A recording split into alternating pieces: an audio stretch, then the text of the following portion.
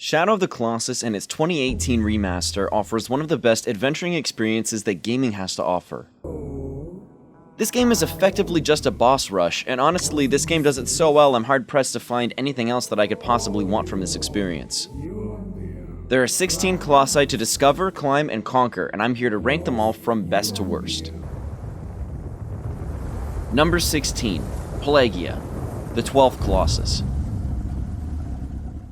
My biggest complaint about Pelagia's boss battle is actually more of a scathing review of the Wanderer's abysmal swimming ability. Seriously, you swim so slowly in this game. I understand that it's accurate to normal swimming speeds, especially considering that the Wanderer is carrying a sword and bow, but it's actually painful just to swim to the boss battle in the first place. Honestly, Pelagia isn't that bad, but I'm hard-pressed to think of anything in this boss battle that actually warrants it being in the water at all, except to slow it down to a snail's crawl. Actually, I think I may have seen snails crawl faster than this before.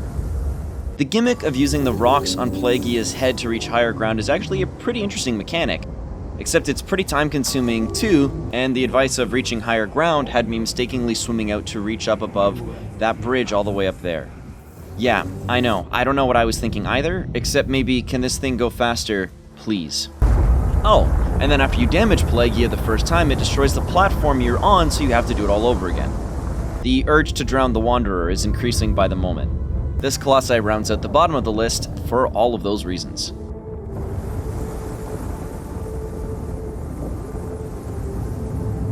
Number 15, Argus, the 15th Colossus. Argus is the second last Colossus in the game, and it's the second last Colossus on this list. This giant wields a massive rocky cleaver and is only outsized by the amount of time taken to defeat it. I have to admit that the introduction video to Argus feels as overwhelming as footage of King Kong. In order to mount Argus, there's an easy 15-step process of climbing this behemoth. Okay, so it's not that many steps, but it's easily one of the longest Colossi. First, you have to convince Argus to stomp on the conveniently placed blocks around the Colosseum, get him to damage the temple for you to climb higher, and then irritate him into walking below you so you can jump on. You stab his arm, force him to drop his cleaver, and you think you might be done here, but you still have to agitate him into pounding the ground. Force your way to his right hand, if you're not as clumsy as me, and then finish him off. This Colossus is much more of a pain than a pleasure. A lot of the solutions are just really convoluted to me, and it makes me feel like the Colossus is a bumbling idiot. Argus couldn't possibly have done more to assist you in his own destruction, short of laying down on the floor and lifting you up to his head himself. If Argus had stood completely still, we would be helpless to vanquish him. The cleaver's pretty cool though. Number 14, Phaedra, the 4th Colossus. There isn't much to say about Phaedra. I was hoping to lure Phaedra into the trees, circle back around, and use the hill to jump on its back, and that almost works, actually.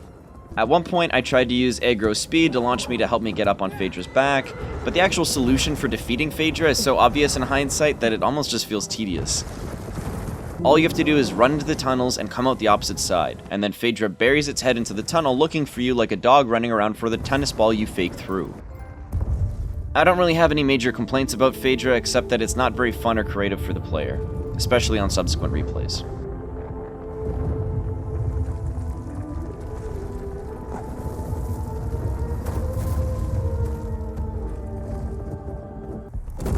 Number 13, Quadratus, the 2nd Colossus.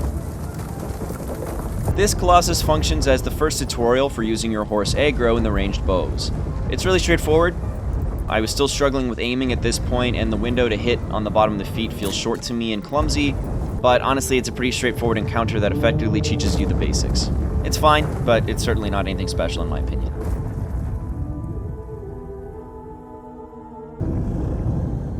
Number 12, Bassaran, the 9th Colossus.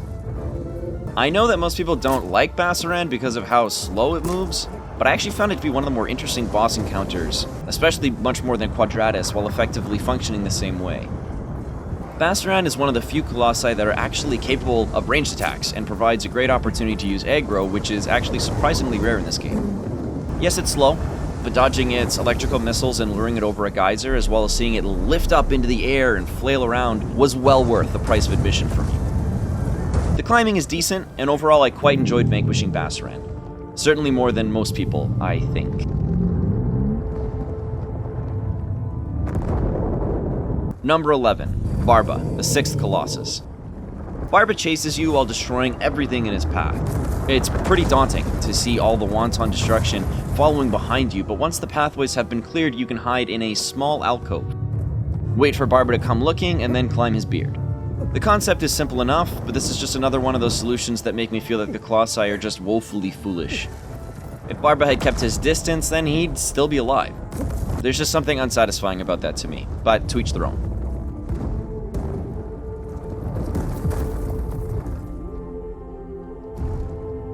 Number 10. Hydrus, the 7th Colossus. Hydrus was the first Colossus that truly terrified me.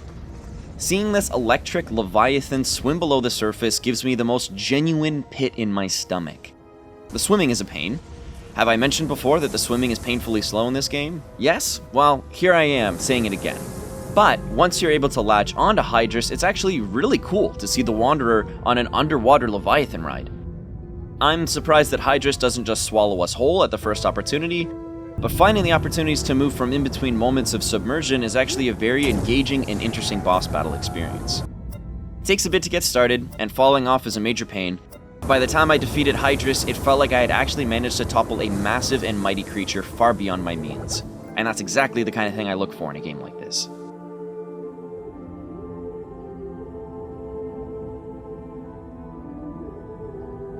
Number 9. Cenobia, the 14th Colossus.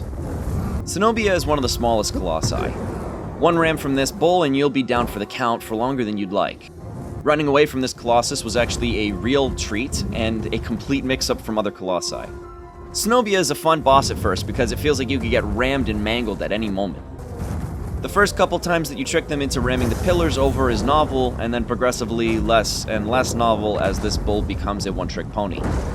It's still a nice mix-up, and although this is just another case of if this Colossi had stayed still, it'd still be alive, it's much more convincing to believe that ramming you off of falling pillars is a meaningful attempt at self-defense. Number 8. Celosia, the 11th Colossus. Now, I know that Celosia is not most people's favorite Colossus, but personally I think it has a lot more personality than Cenobia for being effectively the same boss battle. Celosia did it first, and although that knockdown stun is brutal, it does give you a sense of urgency while running and dodging this Colossus.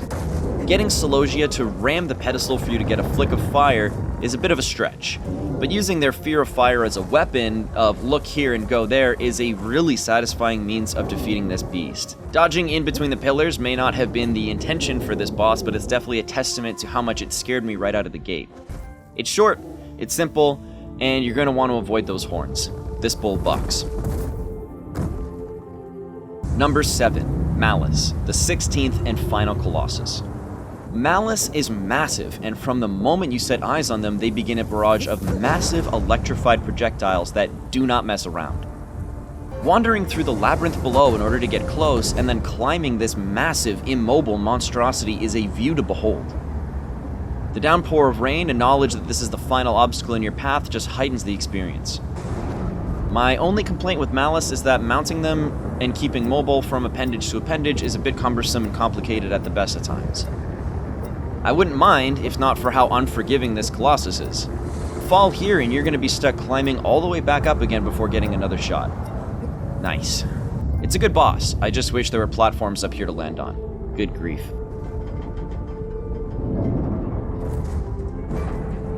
Number 6. Gaius, the 3rd Colossus. Gaius is certainly a fan favorite, if not already evident from their appearance on much of the promotional material for the game. Gaius comes hot on the heels of the first 2 Colossi, which more or less act as introductions to the game.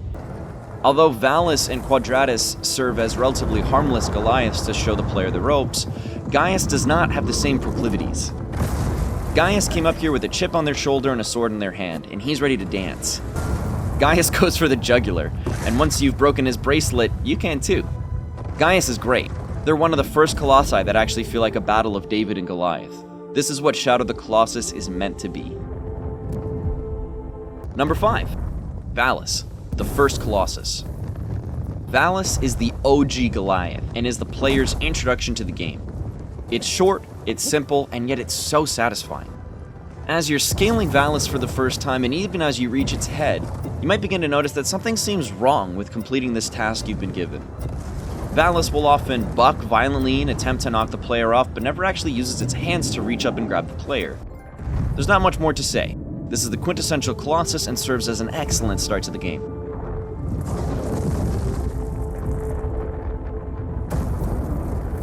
Number 4. Dirge, the 10th Colossus. Dirge is terrifying, much in the same way that Hydrus was terrifying, and although Dirge is on dry land instead of water, it more than makes up for this power of terror with its speed and passion to pursue you. This is one of the few Colossi where you get to use your trusty steed Aggro, and it's one of the only fights that bring in all the skills together for an epic fight. Watching Dirge pursue you from behind, while riding on Aggro for dear life, and desperately firing arrows behind you in the hopes of clipping Dirge's sight is certainly a memory to behold. This is a terrifying, massive, and brilliant boss battle. I wish more of the Shadow of the Colossus brought so many elements together as well as this. Number 3. Kuromori, the 8th Colossus. Kuromori is easily one of my favorite Colossi personally. It has a very unique design and is an incredibly unique boss battle. Kuromori gets right for me what many Colossi fail to do. The Wanderer is introduced to the arena and able to easily navigate its staircases and levels without any obstacles or having to trick Kuromori into destroying anything. Kuromori uses the arena against you in its ease and ability to scale the interior with little to no obstacles, and has a frightening ranged attack that gives you a sense of urgency. Kuromori has vicious electric projectiles that leave behind a poisonous cloud of gas on impact. You have to run, climb, and loose arrows all at once for this Colossus, and it gives you a really great environment to play hide and seek with Kuromori while giving you a reason to keep moving. Snipe its legs as it climbs the Colosseum, and you'll drop this grumpy gecko on his back long enough to go for the kill. It's great. I love this battle, and there isn't anything I would change about it. Number 2. Avion, the 5th Colossus. Wow.